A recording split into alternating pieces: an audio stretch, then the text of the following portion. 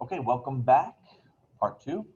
Uh, let's take a look at operations and their opposites because this is going to be super important, obviously, as you can see, when we are solving equations. So, addition, opposite is subtraction. Notice how the arrow goes both ways. So the opposite of subtraction is addition, and so on. Okay. Multiplication, the opposite is division. Division, the opposite is multiplication.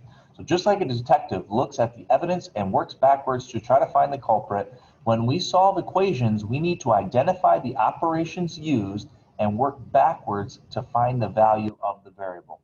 So let's take a look at this following example here, 3x plus 4 equals 12. First thing we're going to do is our do's. So what is done to the variable? Well, the first thing that's done, just like in the last one, is multiply by 3. The second thing that's done is add 4.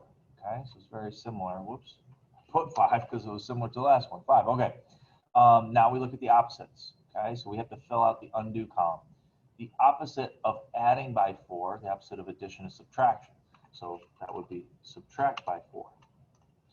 Okay. The opposite of multiplying by 3, well, the opposite of multiplication is division. So this would be divide by 3. Okay. Now that I have that all set up, it becomes very easy to do my two-step equation because I know exactly what my steps are going to look like. Okay. So the first thing I'm going to do is I'm going to subtract by 4. Remember, this arrow on the undo side goes from bottom to top. So that tells me that I have to start from the bottom, and these are my steps. The first thing I'm doing, step number 1, is subtract 4. And I got to do it to both sides. Okay. Notice how a positive 4 and a negative 4, they cancel out. That's what I wanted. I have my equal sign on my line. Do not forget that on your work. Okay, 12 minus 4 gives me 8. Okay, next step, I'm going to divide by 3 because that is my next step. Divide by 3, divide by 3, and x equals, okay? 8 divided by 3 is actually a non-reduced fraction. It is as simplified as it gets because 3 does not go into 8 evenly. This would be a decimal, but I'm just going to leave it as the fraction 8 over 3. Okay, let's try another one.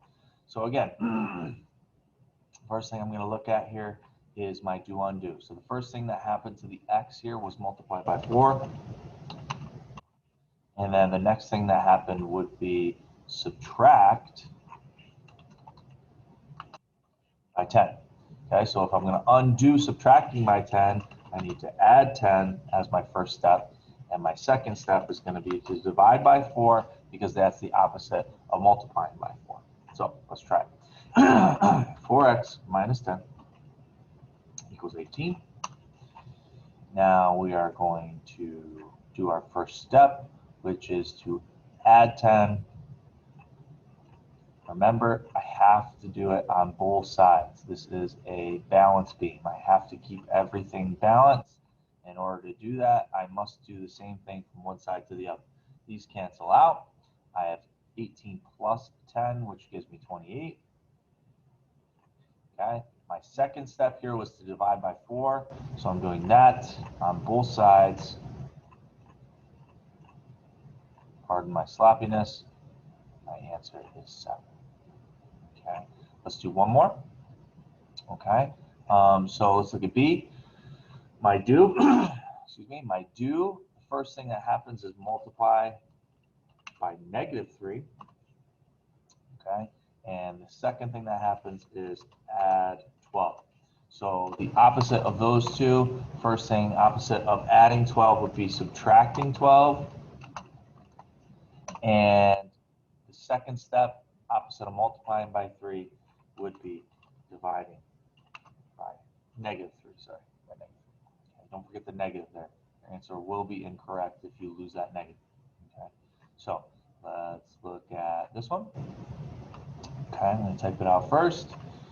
So negative 3c plus 12 equals 27.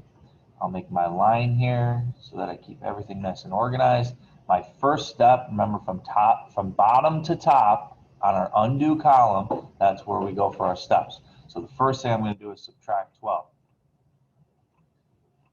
I am detective. I am solving this case by undoing what happened to the variable. Okay. All of this work that I'm showing is what I would expect you to show on your work, on a homework, a quiz, or a test. Okay. So it's a good thing to get used to. All right.